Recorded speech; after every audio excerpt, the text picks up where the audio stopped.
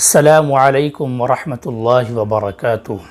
دوستو، ایک دن بعد انشاءاللہ اس ماہ مبارک کا آغاز ہونے والا ہے، جس کا انتظار 11 مہینوں تک پوری دنیا کے مسلمان کرتے ہیں۔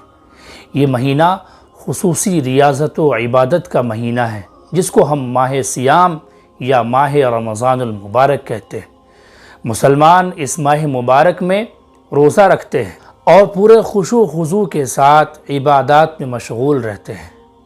رمضان المبارک ریاضت و عبادت اور اللہ کا مہینہ ہے۔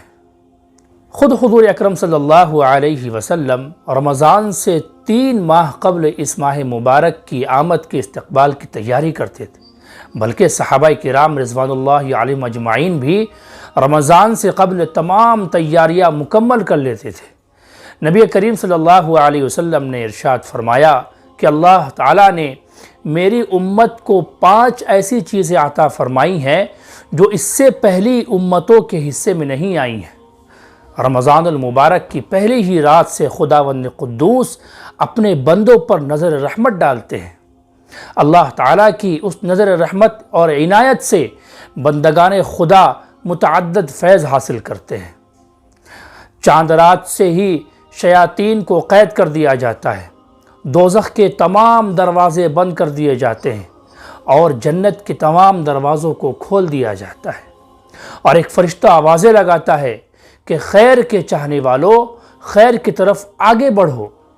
رسول پرنور صلی اللہ علیہ وسلم نے شعبان کے آخری ایام میں یہ نصیحت فرمائی کہ اے مومنو، تمہارے اوپر ایک عظیم الشان مہینہ سایہ فگن ہونے والا ہے، جو بے انتہا برکتوں والا ہے۔ اس میں ایک رات ایسی ہے جو 1000 مہینوں سے بہتر ہے۔ اس ماہ میں دن میں روزے کو فرض اور رات میں تراویح کو سنت قرار دیا ہے۔ اس ماہ مبارک میں مساکین و غربا کا خاص خیال رکھے اور صدقہ و خیرات اور اپنے قریبی رشتہ داروں اور مستحقین تک پہنچانے کا اہتمام کریں۔ اس لیے دوستو، رمضان کے اس مقدس مہینے میں ہم خوب عبادت کریں اور عبادت میں اپنا وقت لگائیں۔ اللہ پاک ہم سب کو عمل کی توفیق عطا فرمائے۔